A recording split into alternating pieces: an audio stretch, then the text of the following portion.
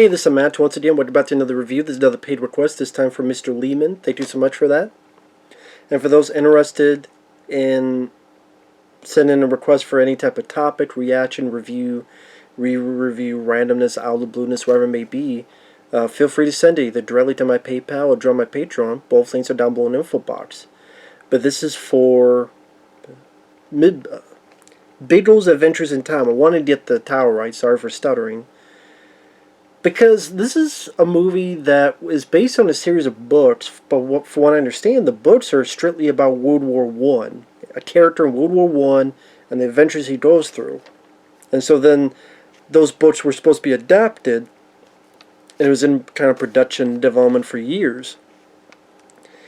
Then, this came out in '86. Back to the Future came out in '85 and was a huge hit. And then some people said, well, here's the thing about that novel. How about we put time travel in it?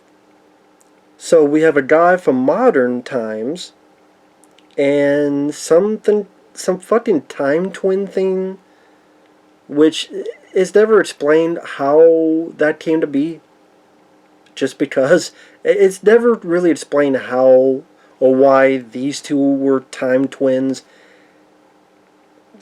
It just never explained. It just is. And, there were fans of the books that did not like that. This is a film I think I've seen. I had seen it once before. I remember not really being that impressed with it. Watch it again, I think it's okay. It's okay. As I tip my damn stand. I'm so excited for it, yeah. My legs are jumping for joy. But it's not that bad either. That's the thing. It's okay. I would never... I think this did get released officially. I would never pick it up, DVD, Blu-ray, whatever it's on. But, it was decent entertainment. The actors, Neil Dickson plays Biggles, the guy from World War One. He's fairly good. He definitely has that kind of, I don't know if suave is the right word, but kind of that cadence to see, okay, if this is any similarity to how he is in the book, I see why people would like and enjoy this character throughout his adventures in those stories. Neil Dickson did a good job. Hyde-White plays the guy in modern times. He's a guy who would be Mr. Fantastic in that Roger Corman one that he produced that never got officially released. The 90s Fantastic Four, 94, whatever.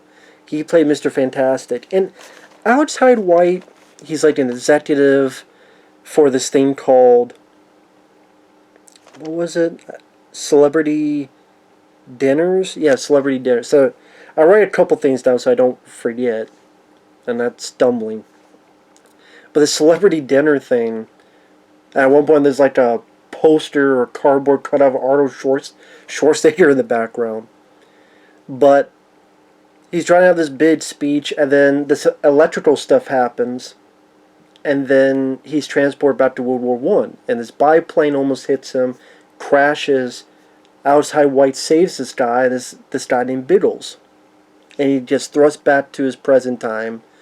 And then apparently, anytime one is in danger, the other will get transported to that time. So for the most part, when Biggles is in danger, Hyde-White is transported to there. Again, why this happens, why between these two specifically,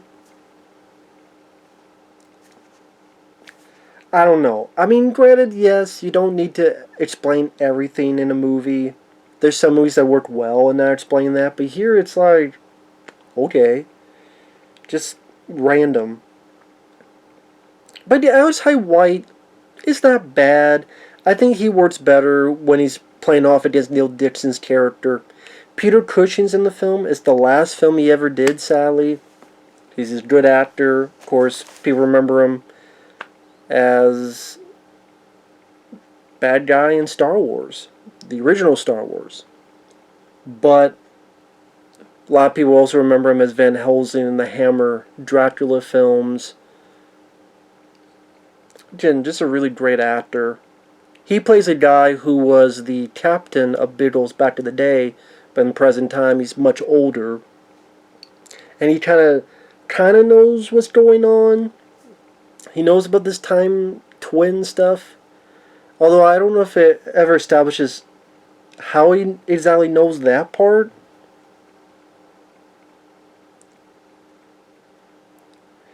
And then it's pretty much them working together to deal with this super weapon.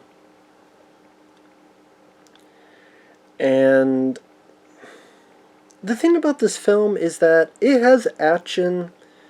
There's a couple decent pieces. There's a bit where our two characters are in a biplane, and then there's a bad guy in another plane, and some decent camera work where you see one chasing the other, and all done for real, practical, in camera. That was nice to see. The soundtrack, there's a couple, the song at the beginning. Weirdly enough, it's catchy, but at the same time, I would never listen to it that much. But as I'm listening, I'm like, hey, do you want to be a hero, hero, do you want to be a hero, hero? It's catchy for the film. I mean, it gets stuck in my head, so I guess that tells you something. But it's a movie that I wouldn't say was that funny. Like, he's trying to do a little bits of humor here and there. And Alex Hyde-White is okay, but he's not the most natural of actors. He's, again, okay. I think Neil Dickson, like I said, does a better job than him. But Alex Hyde-White is serviceable. Like the biplane gun battle is a decent bit of practical flying before the days of everything's fucking on a computer. I always found it weird that when Alice Hyde-White's character is transported back in time, a lot of times he's in public, like he's literally talking with people, and this electricity engulfs him. And like he hides behind a table and transported back. And then he just transported back to the present in the same spot. Right then and there, I'm like, okay, there's some sci-fi shit going on. I just saw a bunch of blue electricity engulf a guy. This doesn't happen every fucking day. And then, in a split second, or whatever time went by in the modern era, he comes back and he's all dirtied up, and it's like, okay, wait a minute, there's something fucking going on. Boom. Right then and there. People don't just ooze electricity. I don't give a fuck how crazy they are. So, but no one in the modern world, like, blinks an eye to it. Except his girlfriend, because there's a point where his girlfriend and him go back in time, and they have to hunt her down so they don't get their asses shot off.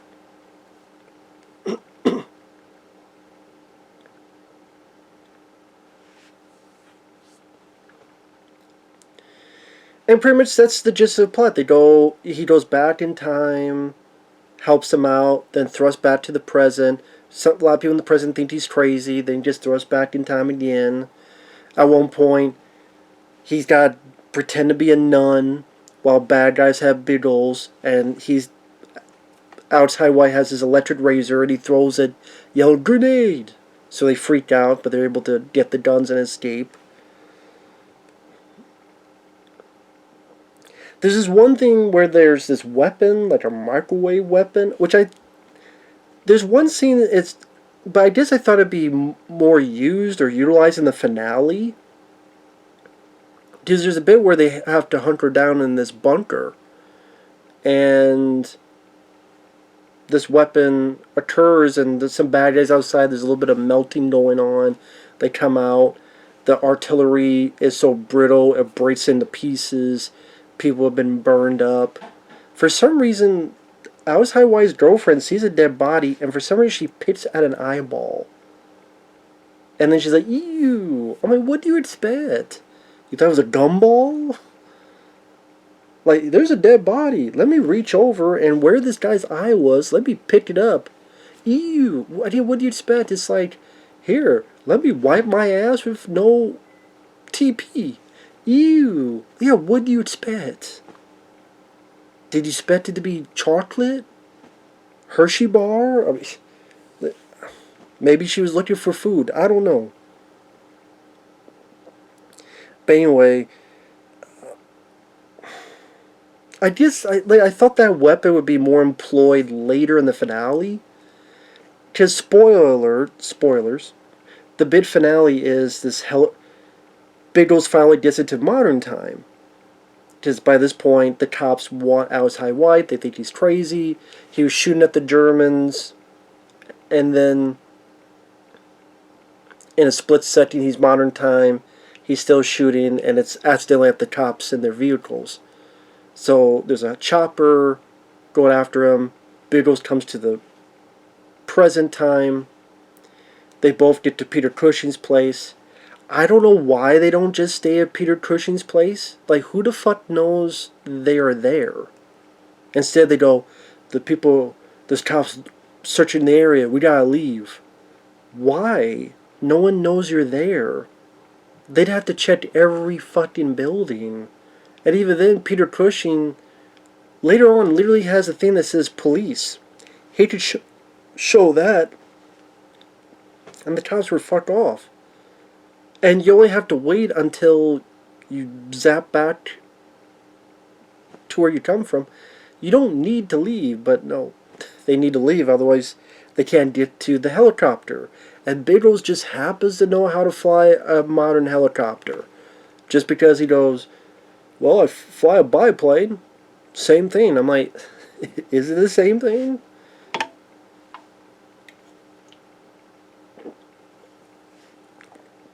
I have a feeling I'll talk to some people that are like, that's bullshit. But whatever. And they do have that song pop up. Do you want to be a hero, hero, hero? And that's the thing, like, by the second, third time, like, okay, it is a catchy song.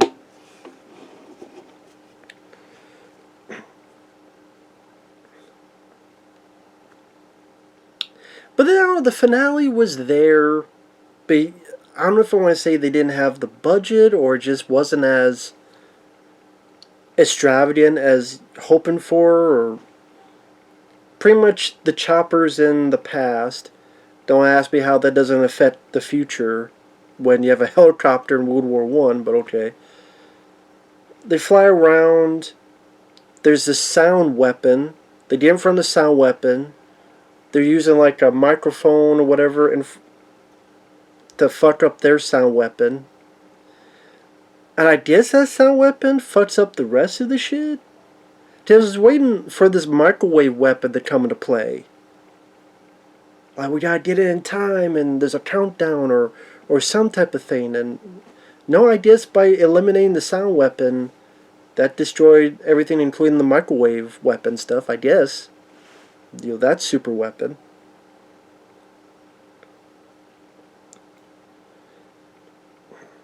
It seemed like the sound weapon and the microwave weapon were two different weapons. But then they were talking about this one super weapon. I'm like, so are they part of the same weapon? The sound, the take down planes, and the other stuff? Or, I don't know.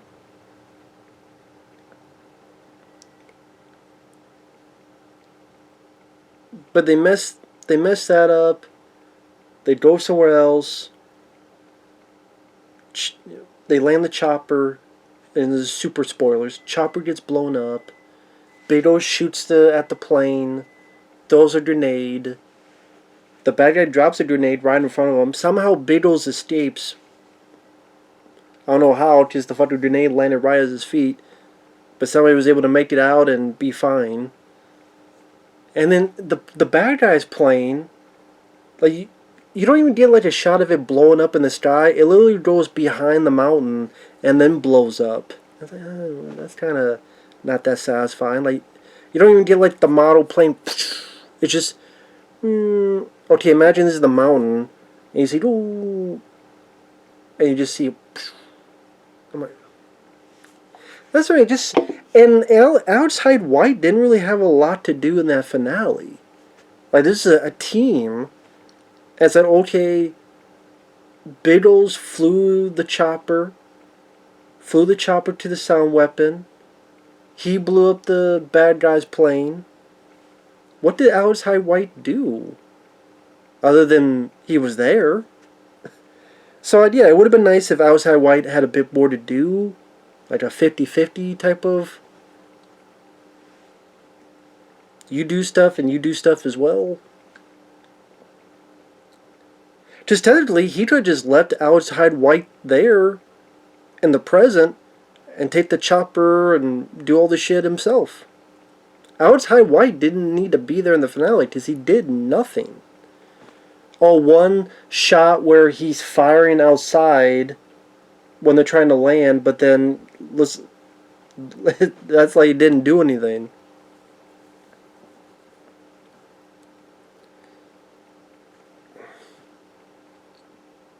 But whatever.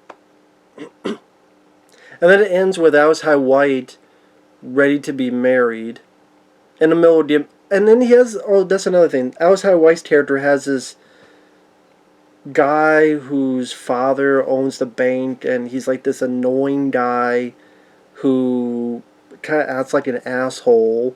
Even said, I think this guy is crazy. Yet he's the best man for the wedding. I'm like, why is this guy the best man at the wedding? This is the guy that called the cops in London saying Hyde-White's character was crazy. And to get the cops to chase after him in the fucking first place. But yet that guy is going to be the best man at this wedding? That didn't make sense to me. But then it ends with like a sequel bait where, and super spoilers, during the wedding he's zapped back to Biggles. Biggles is and his group of people ready to be cooked and by this tribe, and Hyde-White gets him out. They leave, and then the movie ends. And the film was a big bomb. It didn't make any money. Critics hated it. I can see why. Like I said, it's not that bad if you go in it with low expectations, because the plot is goofy and doesn't really make a lot of sense. It's still kind of unique at the same time. Neil Dickson is doing what he can as Biggles. He's doing the best he can. Hyde-White, again, he's okay, because I've seen much worse. Like I say, him and Neil Dickson interacting together brings Hyde-White's performance up a bit better. It's great to see Peter Cushing. You know, it's his last film he ever did. Like I said, there's a couple of alright action set pieces. It's a short film. I mean, it's an hour and 20-some minutes at most. Like I said, the music, like the theme, is a bit catchy. Do you want to be a hero?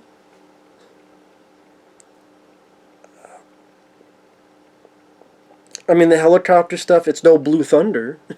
It's not some of these other films, but again, I wish the ending was a bit more exciting or a bit more grandiose. The time travel a little bit more under comprehend. It wasn't confusing. It just wasn't really. It's a time twin. Okay, well, why are you two time twins? I don't know. It's a film that it's there. It's okay. I would never see it again, but I've seen much worse. I don't think it's a great, awesome film, but it's okay.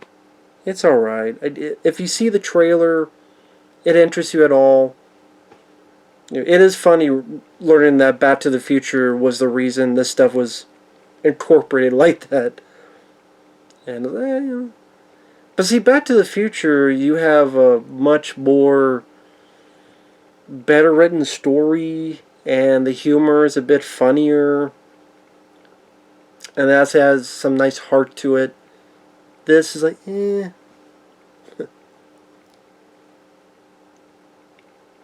But, yeah, Biggles Adventures in Time. I think it does have a little bit of a cult following. Could be wrong on that. But, yeah.